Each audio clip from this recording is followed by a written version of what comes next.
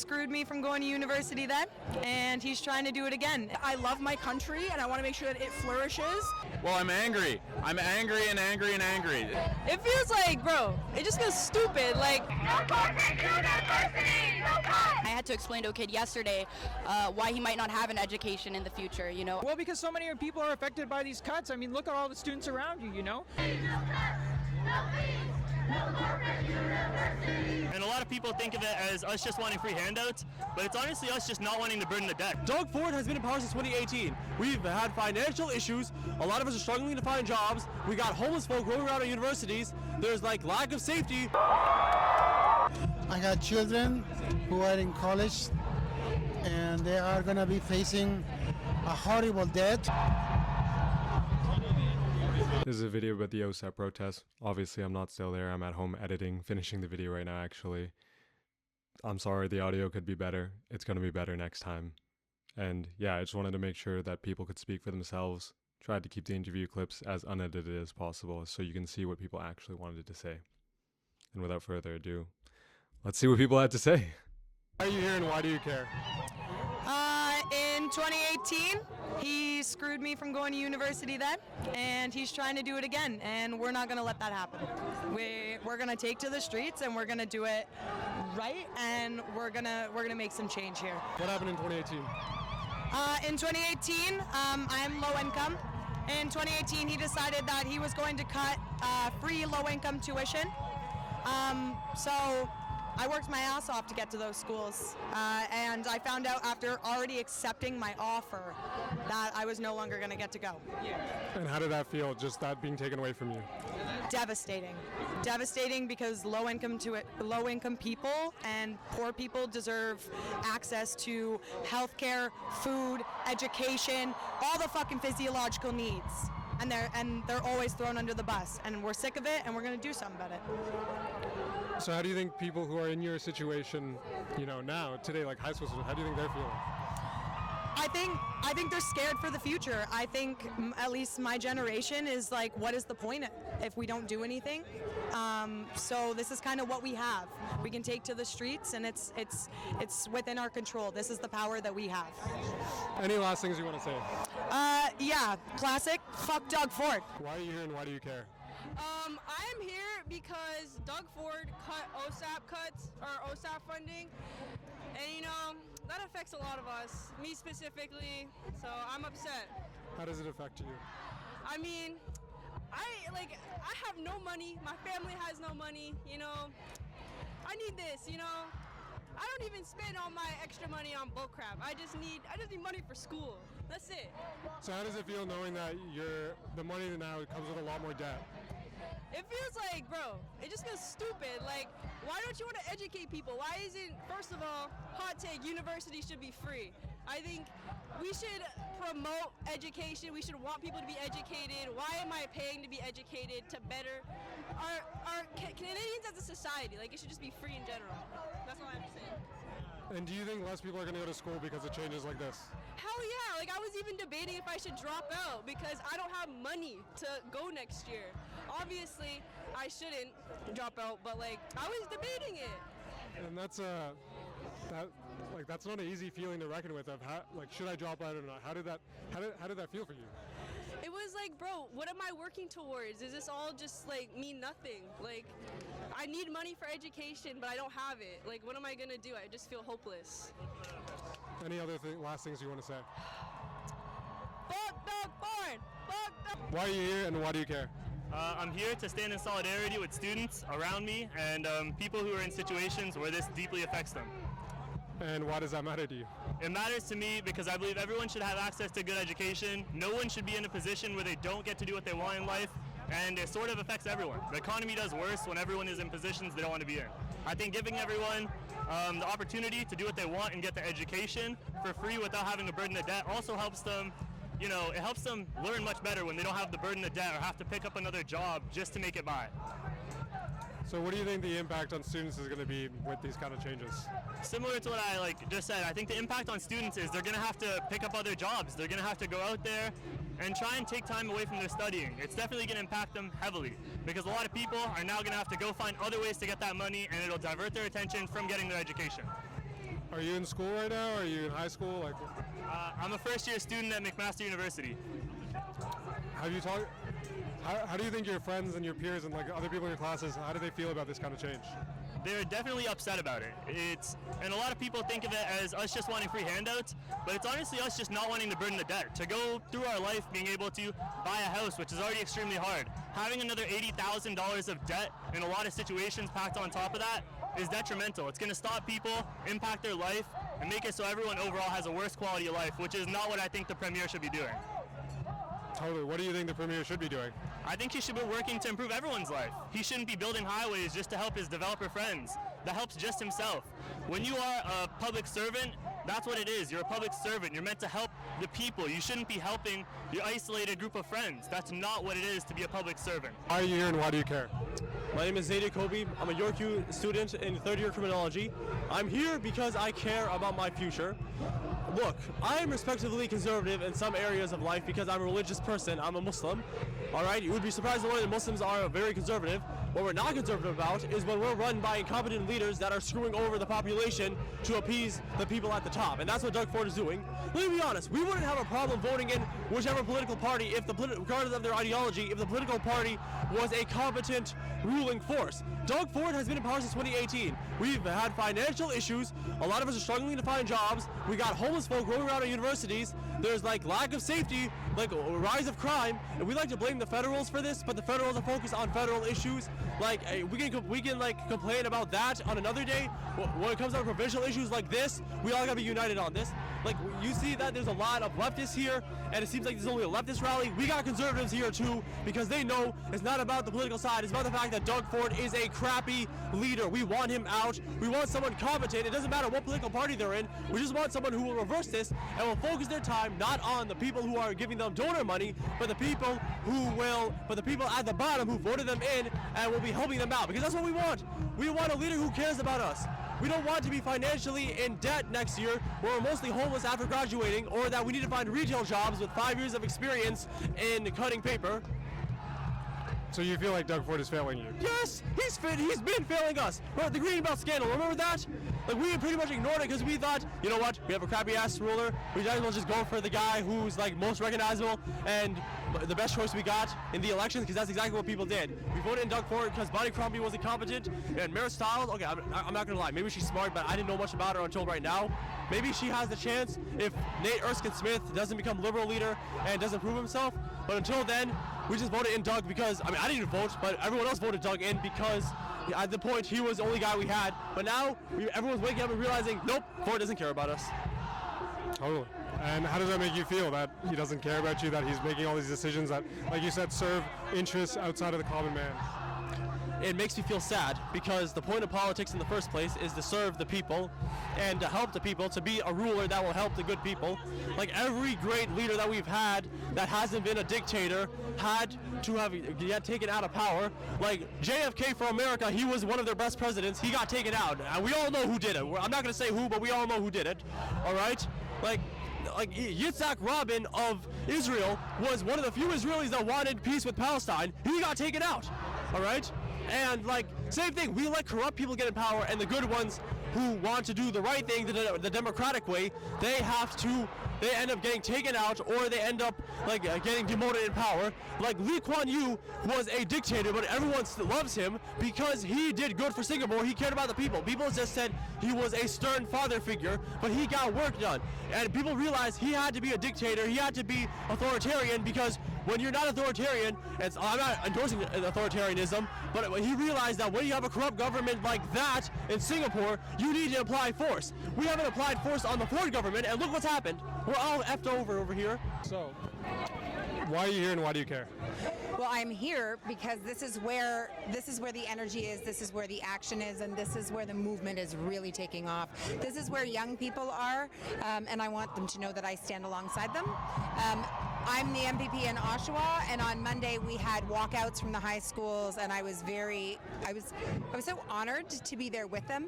I'm sorry that they're in this fight. They should have a clear path to a bright future. They should not have a government attacking their opportunities. And so talking with them on Monday, meeting with students yesterday, and then being here today as part of this. This is a huge fight, but it's worth fighting. It's for the future. What are some of the thoughts and feelings you've heard from students and people that you've talked to about this? So my office put out a survey, and we've been inviting student voice, and what we're hearing is really ugly, and it's a lot of hurt. Yes, it's a lot of anger, but students are maybe having to stop their education in the middle of their journey because they didn't budget for this. They can't afford to continue. There are others, like we heard from the high school students, that have programs that they have had their hearts set on, and now maybe they can't go. We're hearing people worried about their actual hopes and dreams and goals being stopped, having barriers, and others who, again, can't continue their education or might not be able to start. And that is the wrong direction. Especially right now, we're talking about Canada having a bright future, and education has to be a part of that. So what direction do you think our government should be heading in instead of the way that you feel like it's currently heading?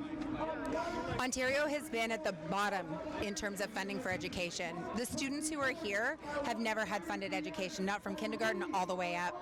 And now that it's going to be even harder for them to get to post-secondary if they want to, that is insane. So what needs to be happening is we have to stop the cuts to OSAP, but it has to be a fully funded education journey for them and all of the young people coming up behind them.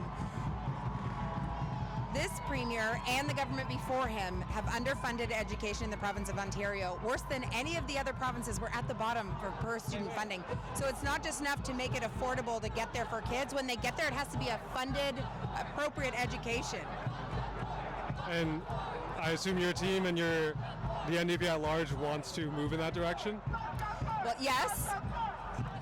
The saveosap.ca is part of that movement. So the NDP wants to make sure that we harness this momentum and we put it at the feet of Doug Ford. We want to save OSAP, but more importantly, fund education, because, well, that's what we need to be doing, is fund education, allow people to get there.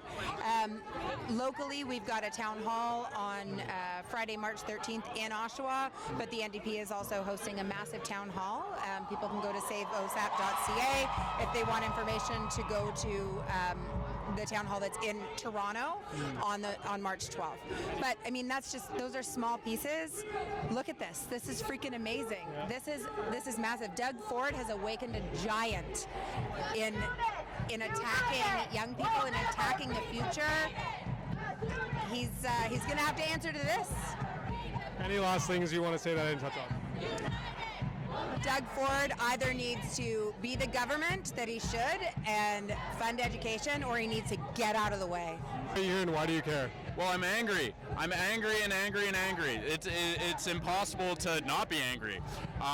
Doug Ford and the Ontario government has $30.6 billion headed towards our public education system, right? Where's this money going? Did you have a nurse growing up in school? Did you grow up in Ontario? Did you have a nurse in school?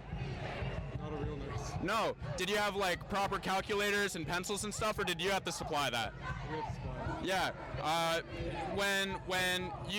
Do you feel like you had a lot of choice in the time that you were going to school? Like did you want to show up at 9 a.m. or 10 a.m.? No, I didn't get to choose my. No, you didn't at all, right?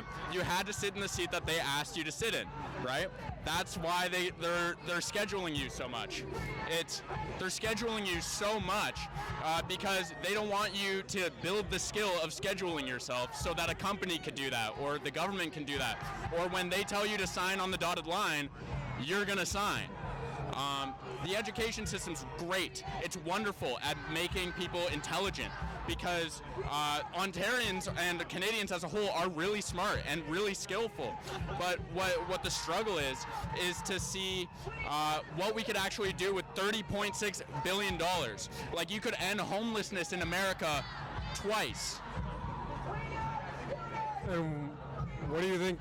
Why aren't they doing more important things with that money? Because there's clear ways that they could do it, but they decide to instead put the blame on parents, teachers, and the students themselves. And notice that in between them, they all interfight, right? Like, as a student, you'll sit there and be like, my mom is really pissing me off. Or you'll sit there and be like, oh, my teacher really screwed me over on this test. And then your parent goes, the teacher's not teaching you, and you as the student are an idiot.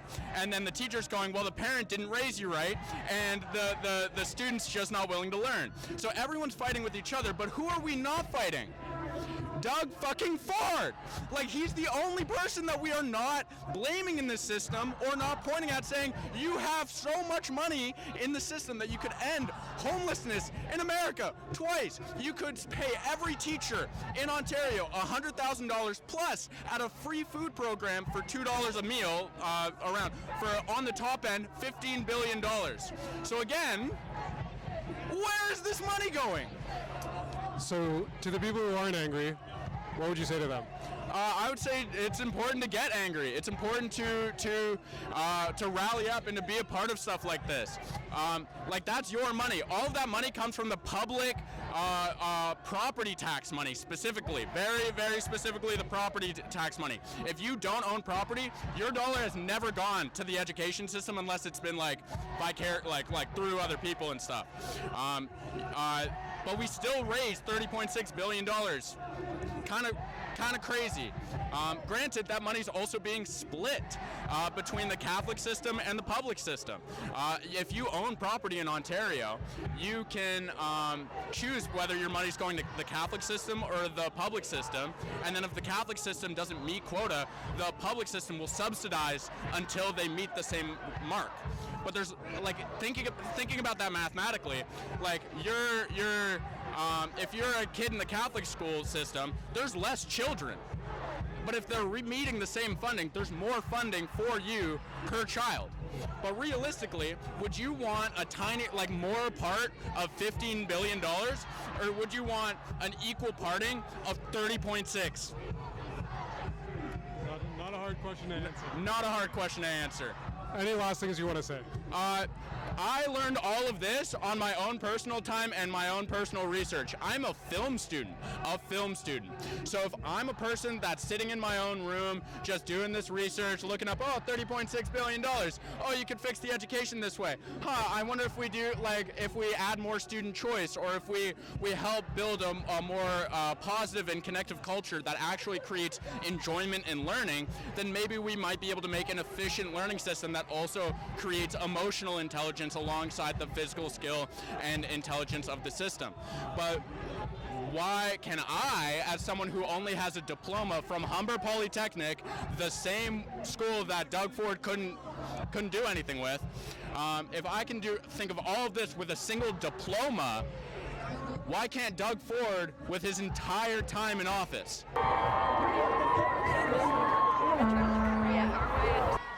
Why do you care about this? Why are you here? Why are you screaming? So I'm here and I'm screaming because I work at an after-school program for middle schoolers, and they're aged 11 to 14, and I had to explain to a kid yesterday why he might not have an education in the future.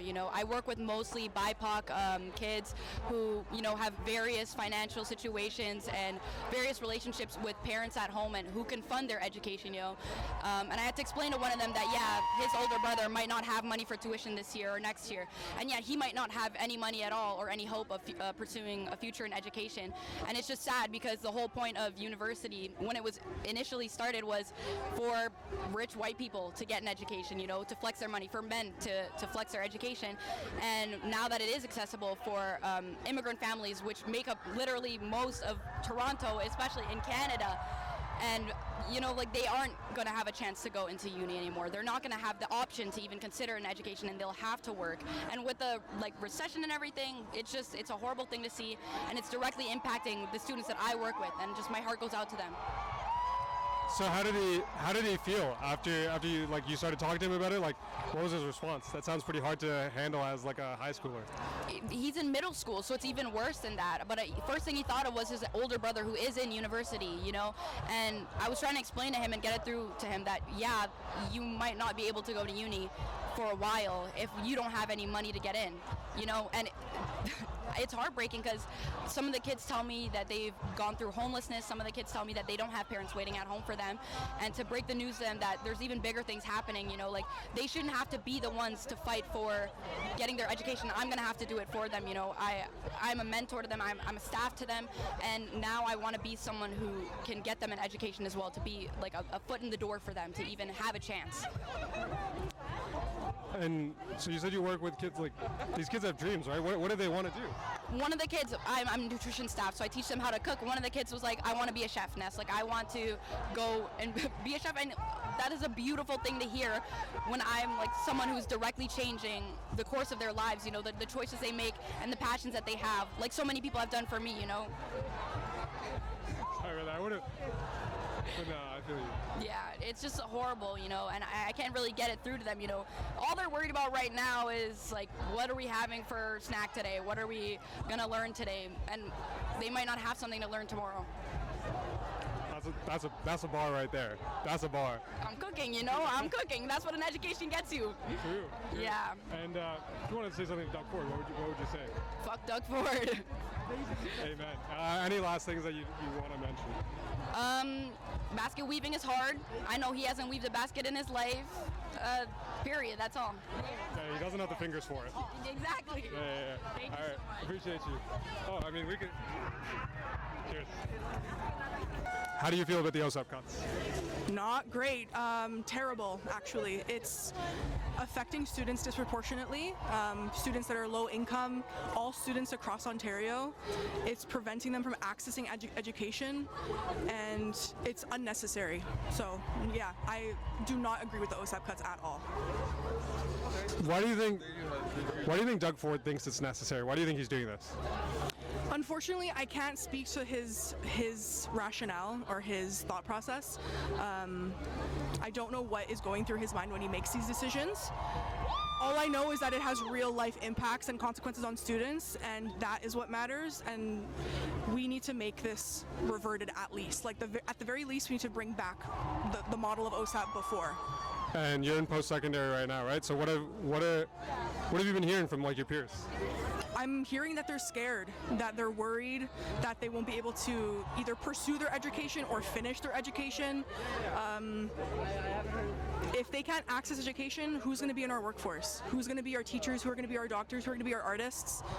It's scary. That's what I've been hearing, and I hope that we're loud enough to make some real noise, figuratively and literally, so that the people in the offices can know that we're taking this seriously and something needs to change. That's something I've actually been surprised to hear about, and I've heard more and more of, like, people who are halfway through their program are feeling kind of screwed. Yeah, absolutely. People that are halfway, people that are even that are potentially pursuing their masters that don't want to do it anymore because they can't afford their education.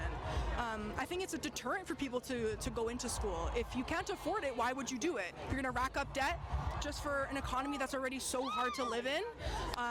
OSAP is something that lets students get education, and the economy is already so terrible. So if you're going to prevent them from learning and you want them to be in productive members of society, it doesn't work. You can't take away something and still have a hard factor on the other side. So yeah, I think it's hard for everybody. I think students are impacted so much by this, and it's just not fair. And how does that bode for Ontario's future if our students, if our young people don't feel like they can go to school for those reasons? I think it's a very bleak future. I think if teachers are not in classrooms, if doctors are not in hospitals, it honestly sounds like we're on the verge of crumbling, and that's not what I want to see. I love my country, and I want to make sure that it flourishes. I want to make sure that my peers, my colleagues can get jobs and live happy, healthy lives, and the education is a stepping stone for that. Any last things you want to say? Any sort of vibes you want to get through? Yeah, I hope that we get an even bigger turnout. It's been amazing so far, but the more the merrier, and the louder we can be, the hopefully more annoying we can be, and we can make some change. So yeah, that's all I want to say. Why are you here? Why do you care? So OSAP allowed me to take a psychology program at Guelph Humber University, and without OSAP funding, I would be graduating with a lot higher debt, and that will affect us into the future because when we have time to repay those loans, it's a lot harder for students to find jobs in this job market. So it's going to take us longer to find jobs, which means it's going to be longer to repay that debt, which means that debt is going to be accumulating interest at a time where it's really hard to pay it off. How do you think it feels for incoming students that are making that sort of calculus in their head to take on that kind of debt? it's impossible for a lot of lower income students because they just don't have access to the funding that we would need to pay it off in the end. So it doesn't make sense for them financially to take on those loans if they can't pay them off after they graduate. How would it have felt for you if you knew that the OSAP that you were getting was majority loans? It would have felt extremely disheartening and would have felt like the government didn't care about my education at all.